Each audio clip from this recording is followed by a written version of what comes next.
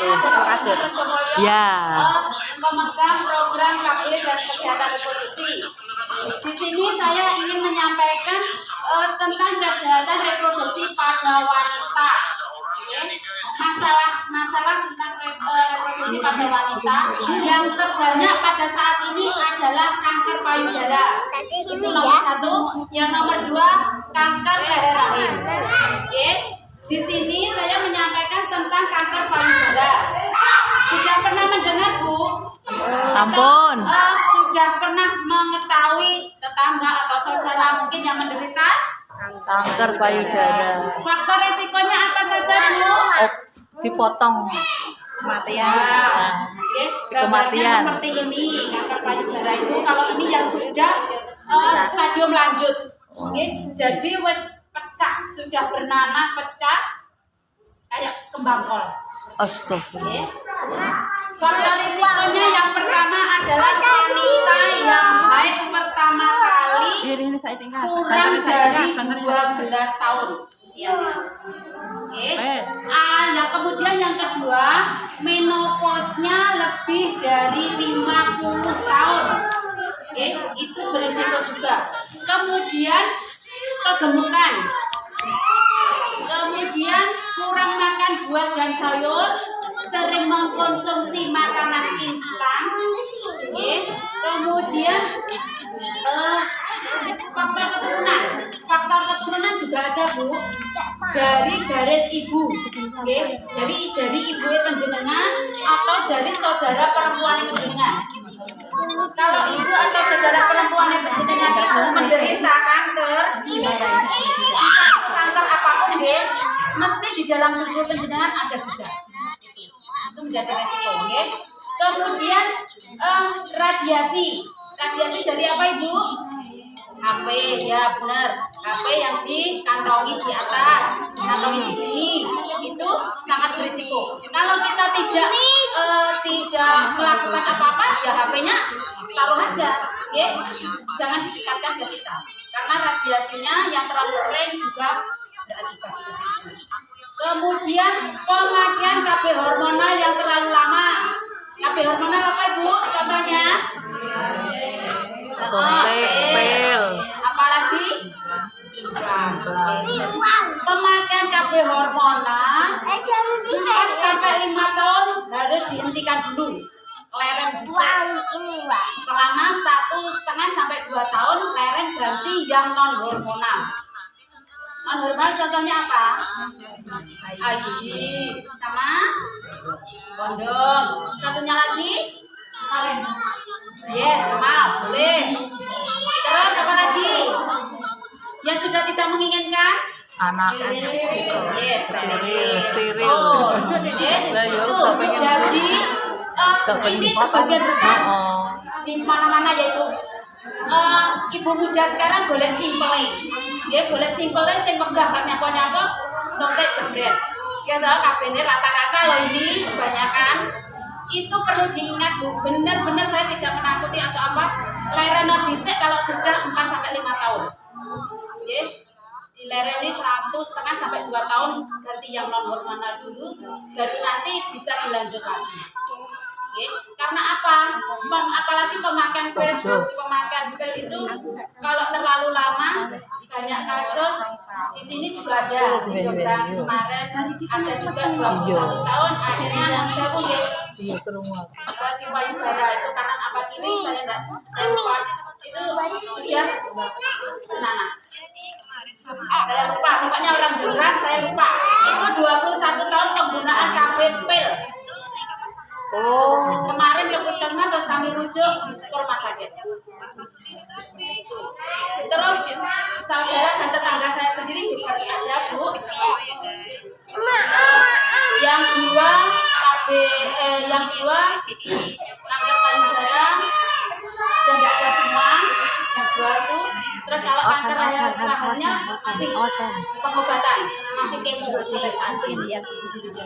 Jadi kalau hormonal yang terlalu lama memang efeknya seperti itu. Jadi ini ibu muda ya tolong jaga kesehatannya sendiri-sendiri ya. Jadi benar-benar diperhatikan. Kalau yang bagus adalah IUD.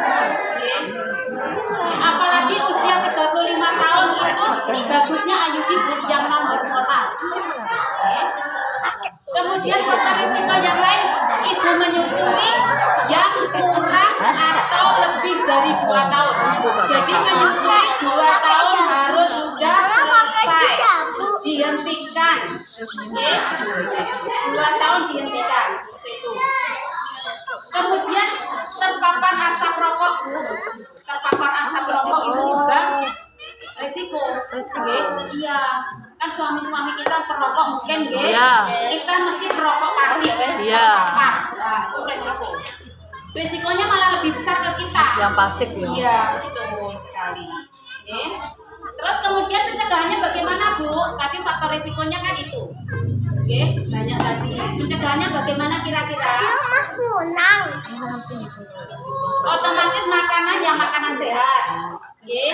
Yang kedua, banyak sayur, tidak makanan berlemak, tidak makanan instan itu harus dihindari. Kemudian apa namanya? Melakukan apa, Bu? Pemeriksaan sehat itu apa? Pernah dengar? Apa namanya? Apa ya? Oh, namanya apa? Lupa. Sadari. Yes, betul.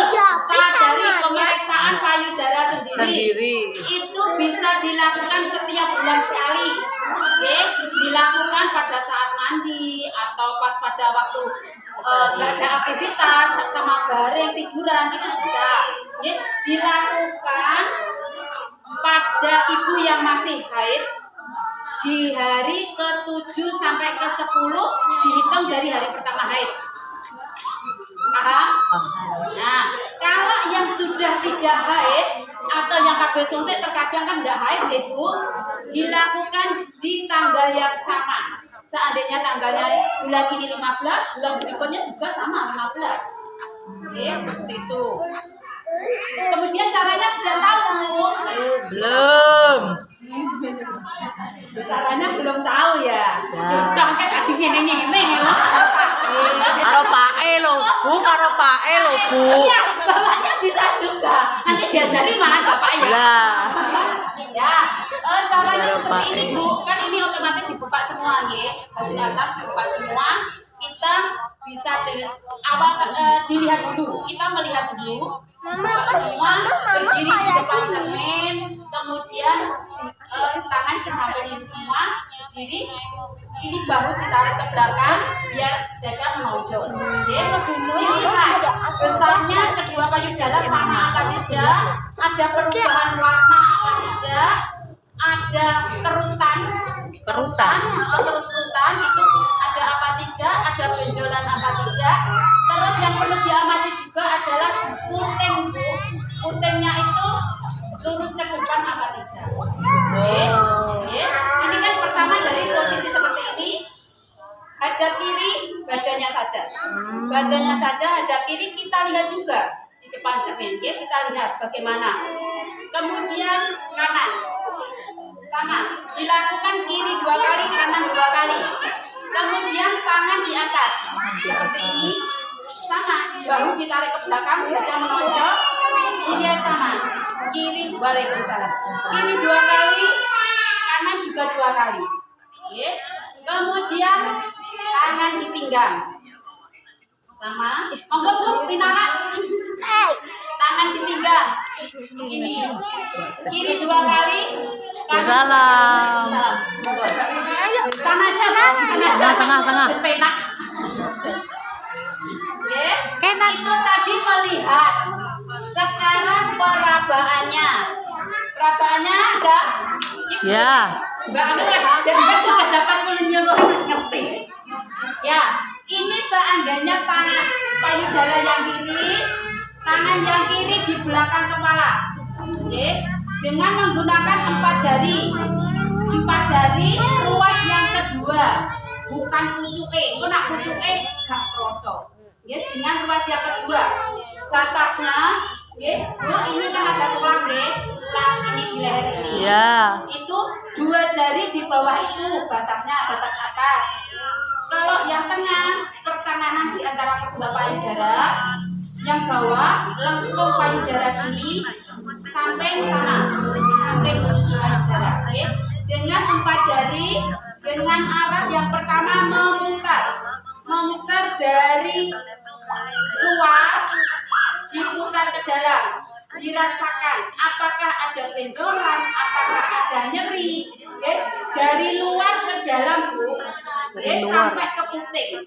2 kali putaran, putingnya dipencet, ya.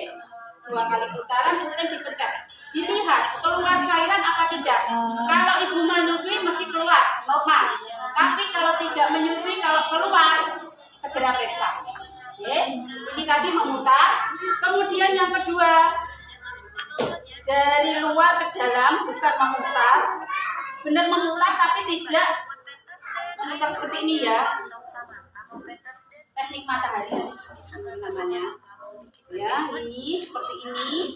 Sama 2 kali pencet lagi putingnya. Oke. Kemudian yang ketiga, dari atas seperti ini turun ke bawah, naik lagi seperti ini sampai tepi bawah, tepi samping payudara. 2 kali juga tanpa pencet. Oke. Kemudian daerah ketiak. Daerah ketiak ini juga penting Bu, karena salurannya kan juga ada payudara di sini. Ya. Diukur dulu sepertiga, ya, dari siku. Sepertiga dari siku, kemudian kita raba seperti ini. Sama. Naik ke atas. Seperti ini. Sampai batas tangan kita terjauh Bu, sampai kita nggak menjangkau. Oke. Ya. Batasnya seperti itu. Ini sama, naik turun juga 2 kali. Untuk payudara kanan sama caranya, ada berapa tadi Bu? Batas. Memutar, berpencar ke matahari, Iya. Naik turun, terus ketiak. ketiak. Nah, itu. Jadi ada 4. Terus untuk yang yang tidak menetei, terutama ini kalau menetei otomatis payudara tetap bersih ya Bu, dari putingnya. Kalau yang tidak menetei non sewu, terkadang kan kotor juga ya Bu. Nah, itu juga harus dibersihkan karena kalau kotor itu menjadi tempatnya virus, kuman. Nah, Oh itu iya. juga menjadi faktor risiko. Caranya membersihkan gimana Bu? Sudah besok. Belum. Kalau yang langsung dengan sabun biasa kan sakit perih ya, Ya. biasanya. Direndam dulu dengan baby oil, bukan direndam ini ya Bu. Pakai kapas. Kemarin Ibu kado siapa ya Bu? Digini kan. Terus baby oil sama baby oil dikasih air hangat dan kapas.